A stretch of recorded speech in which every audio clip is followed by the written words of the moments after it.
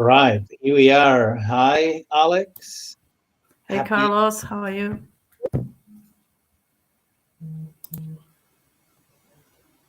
Can you Are we hear me? there? I think so. I think I missed something. Yeah, we're saying Happy New Year. It's the first Oh, live of the year. That's cool. yes, Happy New Year. So, yeah, we are in a different setup today. We switched Yeah, time zones completely, and now I am in and Turkey, coming. Carlos is in Spain. Yeah, this Christmas time. And the Yeah. topic of today is growing a one man's or a company of one business. Tell me, Alex, Yeah, what so did I you have come some questions for you because I know you were in your coaching business, you grew that to 500,000 a year, and I don't think you actually had a big team there. And I know you've been using software automations, the Iconic Business Hub for 3 years now. So you are deeply into believe that automations are the way to go, as am I. And so I think my first question would be, um, I mean, what I really want to know is how do we decide what to leave to a VA assistant or whoever else, whoever you're hiring, and what to leave to the systems. And I would like to kind of get your intuitive idea about this, how you Mm. would do that as the business owner who has that experience. So what would you never give to systems? What would you never give away to systems and you would always hire a person to do? That's a great question. Yeah, as you were talking, like there's a lot of things that come to my mind, but I think the question would be, what would you never give to a person? More like because Okay.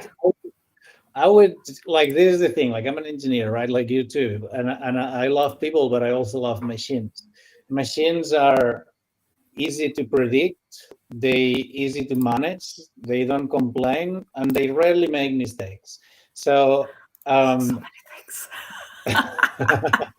so the thing is that when you build a business and you start from scratch and you're a one man's band and you do everything, it's great because no one tells you how to do things. You don't have to explain things to anyone.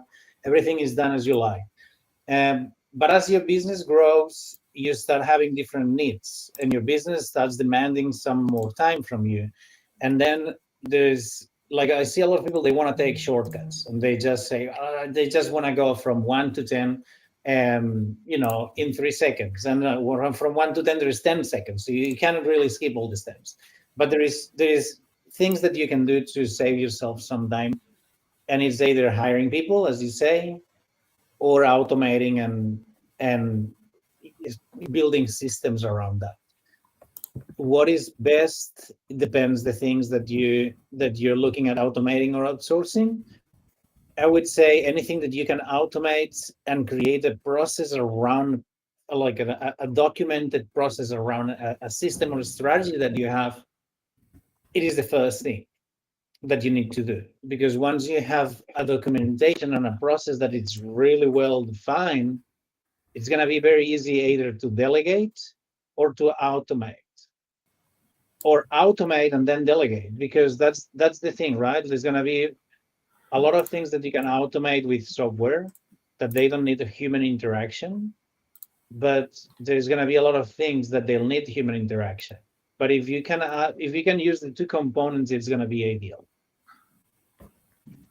That might make So what do sense. you think doesn't need the human interaction? Where is there, in your experience, what doesn't need the human interaction? Because that's Or like, you can just immediately figure out how to build the process around it and just automate it. Like the moment you find out about it.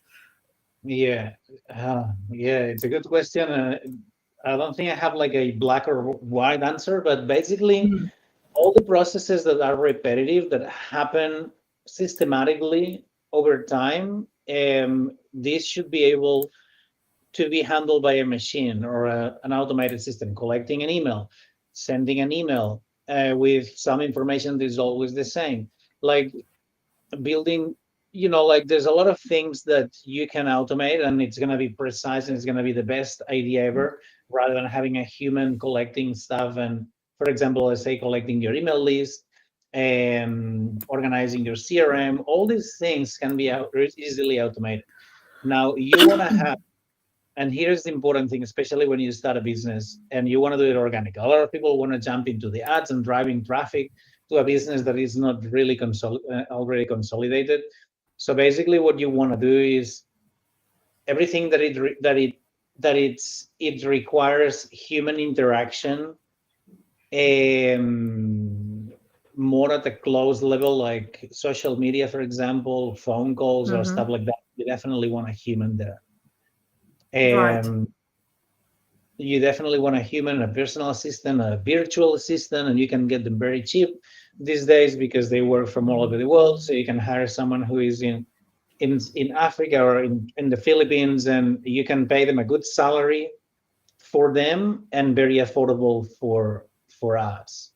So you actually, and again, like we should, usually what you do is you look at the business and you look at all the processes that are happening in there, and you want to document first. Okay, so when you onboard a client, what happens? And then you break it down. So they receive email, they receive access to course, they receive welcome from the community. There's going to be a lot of stuff. Now, out of this stuff, there's going to be things that are systematically happening over and over again, and you don't need to think. If you don't need to think to do these things, automate it. If you need, for example, to write a personalized message for this person because she's coming into your community, you're not going to be able to automate that. So you either do it yourself or you find someone who's good enough to go and gather this information and add this personal touch. That is it. I think that's a very good distinction. If you don't need to think about this, then you can automate it. I think that's the bottom line of what can be automated. Yeah, absolutely. Yeah, it took a while to get there for me, but yeah. Exactly. So that's a good one. And then another thing is, sometimes we can half automate things so they can be pre-prepared, but they still need a little bit of our input. And then there's a decision, who actually sends an email. So for instance, you may have, I don't know, do you use them, those canned email responses, the kind of email that I basically send to people, but I sometimes add 1 or 2 lines here and there. And they come from me, so that it does require thinking. So what kind of emails would you send that way, for instance? Yeah, that's a good question as well. So when it comes to email, you definitely want to do a good job at the beginning when you're collecting these emails at creating lists or tagging your contacts, so you know exactly what kind of information you need to send them. Now, what I would do is when you come up with your processes and standard, SOPs or whatever you have to understand how your business runs, is boil it down to try to make these processes in a way that they need the minimum customization possible. That is, you're sending emails out, like all the things that you do, you leave the minimum amount of stuff, margin to the minimum margin possible for error. That means if you have a process that has a lot of variables and it's very different for each one of your clients or the people that you communicate with, it's going to be very difficult to grow and scale or automate it. But if you can streamline your processes in a way that when something happens, this particular event happens, all this sequence of events happen afterwards, then it's going to be much easier to automate as much as you can, and then try to reduce the maximum amount, the part that it needs to be thought and customized by a human. And then the part that you need to customize by a human, you can still document it in a way that you can handle it to your VA, so the VA doesn't make mistakes. Because I promise, when you go from working solo to working with a team or working with automations, there's going to be a lot of problems that arise that you didn't even think of. Working with people is a pain in the ass. not not necessarily because they bad, but maybe because you are bad. And I realized I was a terrible leader. I was a terrible business owner, and I Right. didn't have a clear idea before I was communicating it to my team. So if you're not clear on the things you want to get done, how you can even explain it to them?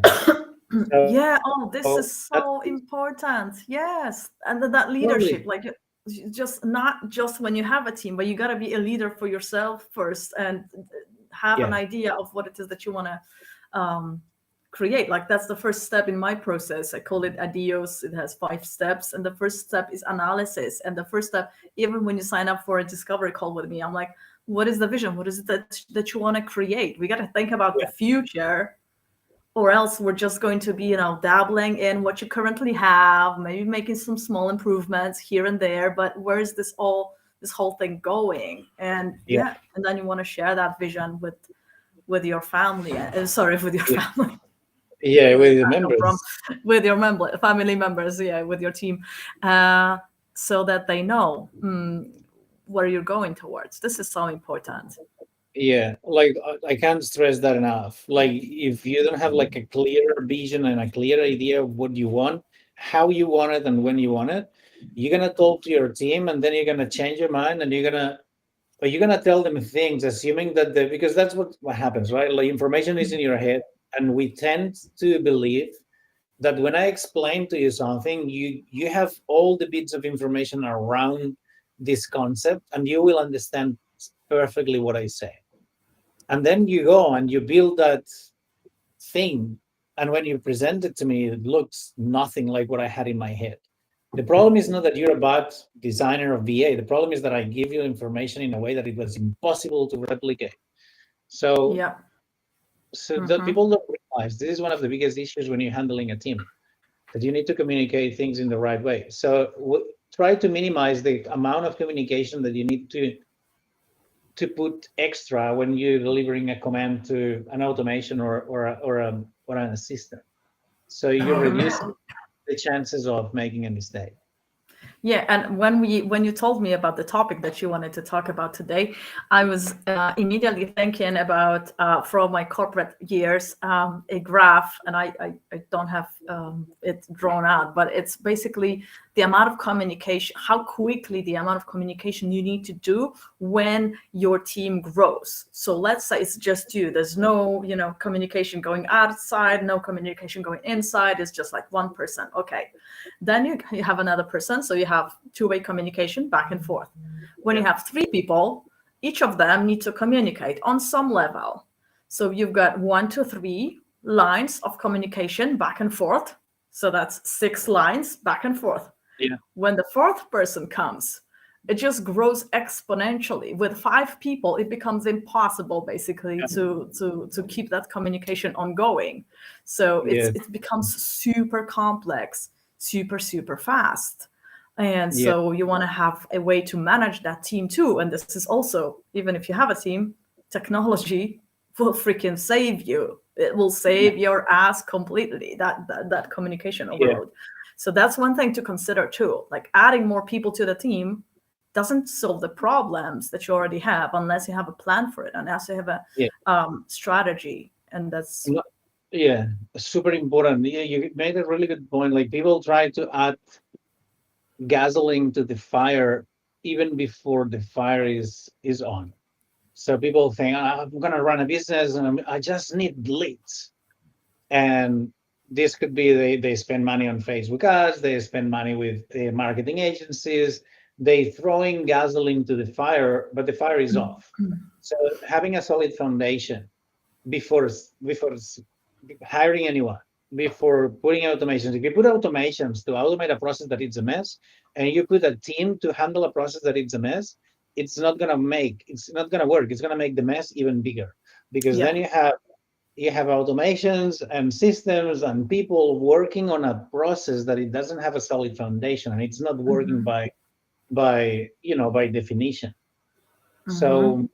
So yeah, start small and keep growing one step at a time, and Hmm. document every single process that you're having. So okay, like conversation happens on Facebook, then what? Then they go into a CRM. Good. You put into your CRM what information do you want to keep from these people. Great, document it. Then what happens after that? They receive email. Cool. What's on that email? This information. Cool. What happens after that? So if you have a process and you take the time at the beginning to build something that you have fully understand and you can handle to someone else so they fully understand as well, then you have 90% of the game already won. Yeah, or 80, like if we use the Pareto rule, which is, always valid, we would say that 80% of the time when designing and implementing a solution would go to actually, figuring out what it is that we want, how we want things to work, and designing the right thing. And then there's the implementation phase. So, and this is something that you guys can do on your own right now, or I do this kind of stuff for my clients. I bet Carlos also does that for his clients. We have a little bit different range of services that we do there. But basically, I wanted to say one thing, because the word standard operation procedure and documenting, that sounds totally unsexy and nobody wants to do that. I know. So there's nobody ever wants to do that. And it is a necessary first step. And so if you don't want to do that, just hire somebody like myself or like Carlos or his team to help you with that, or find a way which would work for you. So it doesn't have to be, it can be Post-its, it can be you can draw it on a piece of paper and start there, and it will already give you so much clarity. It will show you what you don't know, and this is so important, knowing what we don't know. So just start simple, just start by drawing out, and then there's a bunch of software that you can use to draw out the diagrams. And I do it with my clients, and then they get the diagram and they can share it with their VAs, share it with their teams, and everybody knows what's going on and who's responsible for what. Yes, you're totally right. When I was talking about documenting and SOP, it's like, boring. But the thing is, like, honestly, I'm as an engineer, I've got a lot of experience with that. I hate it. I hate reading instructions. You give me anything out of the box with an instructions book, and I'm gonna ignore the instructions book. I'm gonna go right away to take action and test it out. But when you work with people, you cannot do that, because you may be a smart person who likes technology and understands things fast, but when you're talking to someone else, you want to explain them the time that they need to scratch their head, if you will. The more detail you give to people on the things that they need to follow, the least disappointment you will have when you receive the work that they do. And also important to understand, when you work with people, you need to have a generous margin for mistakes and being understanding with people, because as they make mistakes, if you have the patience to teach them, they will have the opportunity to grow. Yes. This is something definitely to work on. And this is, I think, a lot of entrepreneurs struggle with that, because they know the person that they're going to bring in the business doesn't have their brain, doesn't have their mind, doesn't exactly understand the same way their vision. Yeah. And it's not their business. And it's not their business. The commitment is different. Of course, you can find gems, absolutely, but then again, they are gems, so obviously it takes some time to find them. I think these are all very important topics when considering scaling. And sometimes it's to keep things small. It doesn't necessarily mean that if you run a business, you need to scale it and make 6-figure days. It needs to fit your lifestyle, not the other way around. Yes, exactly. So start small, and plan for what it is that you want, because otherwise you're going to get burned out. So it makes just no sense. Plus, just designing a huge system all at once, it just may be too complex to start using it all at once. I mean, we are humans. I know we are all short on time, so let's make things easy for us. That's why I like to work with people on a longer amount of time, so that they have the time to work with me. They have the time to watch the videos, the onboarding videos, etc., and get used to working with the system. We have a comment. I'm starting a new copywriting service. That's awesome. Oh, Didn't see that one coming. okay. Lena says it's difficult Oh. to start a copywriting service. What is difficult? Let's talk about it. What do you find difficult in this? Yeah, look, starting a business is always, I'm not gonna say difficult. It should be exciting to start with. And then it gets, I don't like to use the word. I would say challenging, because the thing is that it doesn't matter how excited you are about starting a new business, and it needs to be very exciting, because moving forward, what's going to happen is that the things that you could not predict, or you could not know that they were going to happen, you will face them, and you will face problems that you'll need to resolve. And this is where the entrepreneurial mindset comes in. Like when you face a problem, you feel like giving up, or you feel excited because you have another thing to solve, and you want to pay attention to that.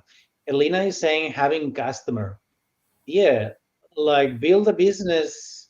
I would say you need to understand, first of all, who are your customers and where are they, and are you going to enjoy serving them? These are the two Yeah. questions you need to understand. Because if you're going to hate that, you don't even want to touch it. First, understand where are the customers. Who are you helping with copywriting? What kind of copywriting? What kind of business? What kind of problem can I solve to them? And where are they? Are they CEOs? Are they small businesses, startups? And start from here. Yeah. Lena, I mean, copywriting is so broad. Everybody needs copy. Everybody needs copy. So yeah. I mean, look, feel free to reach out to Alex or to myself, and anything we can do to help, we'll give a hand. Yeah, sure. So yeah, the niche for copywriters. I know copywriters who are niched, for instance, for businesses, for specific types of coach, like relationship coaches. That's a good niche. Another niche would be like e-commerce. Another niche is conversion copywriting. So start there, start talking to your audience, start talking to people, and give yourself, I would say, probably like 90 days to test out that niche. And basically, yeah, focus on income producing activities. That is what will give you confidence. That is what will give you the resources to then hire, build a VA or hire a VA. And that's the way to start. So don't start with a beautiful website or anything like that. Just start by validating the idea and income generating activities. Just that. Then everything else can be sorted. Carlos, would you like to comment on that? Yeah, look, you want to get clarity on what you want to do and for who. You don't want to wait until everything looks perfect. You want to get started, take action, improve your approach, see what works, see what doesn't, talk to people, spend time building relationships and talking to people, because these people are the people who are going to drive business for you. They're either going to become your clients or they're going to send clients to you. Related to customers' consciousness. Yeah, this is still too broad. You need to understand who are your customers, what problems is the consciousness creating, and is that a problem that someone who's a single mom is having, or someone who's a dad with 7 kids and 3 businesses is having? Because it's going to be very different problem and very different solution. So this is the niche is the first thing that you need to understand where it is, especially when you're getting started. You don't want to go broad, you want to go narrow and deep, not broad and wide and shallow. Yes. And also give yourself permission to make mistakes, because we all make them, and they happen all the time, and it's so important to be forgiving. I definitely am very hard on myself, and I think a lot of us ambitious people are. So that's something that needs to be constantly worked on. Yeah. I would go even one step further and say embrace making mistakes, because you're gonna make a lot, and I make a lot of mistakes, and I think that's the best way to learn, right? If you make no mistakes, you probably haven't That means gone. you're not taking action. Yeah, or not enough, because no one gets things perfect. More mistakes you make, and the bigger they are, the more excited you should get, because the bigger the lesson and the bigger the value that you're winning. Yeah, and don't be afraid to repel people. So you want to attract people by repelling people. Well, Yeah. there you go. 25 years experience in communication is a brilliant start already. So maybe you should just figure out who it is that you like to work with. So from those 25 years of experience, who are my absolutely favorite people, my absolutely favorite clients, and talk to them. Talk to that kind of person. Yeah. Talk to people, find out what they need, see how you can help, create the package, and sell it. Yeah, you can invite them to free calls, just to get to know them. No strings attached, no selling attached, nothing like that. Just to get to know the people and what kind of issues they want to solved. Yeah, I think that's a good start for you, Lina. I believe that we are going over time. We're gonna be back next week. We said Wednesday. Next week, Wednesday, I am on a plane all day, so we have to ship Okay, Tuesday or well, Thursday. One of these days, I guess, for me. okay, you'll see Or us Friday. live. And we're gonna bring problems and solutions to start or grow your business. True. Yes. If there's anything that you would like us to talk about, thank you, Lina, for watching and for your comments. That was great. If there's anything in particular that you would like us to talk about, just shoot us a message, any of us, and we will gladly, do a show about that. Totally. All right. Thank you. Thanks a lot, guys, for watching. Thanks a lot. I'll see you probably soon. Alex, have a safe trip. Yes. Thank you. Thank you so much. Have a great weekend, everybody. Bye.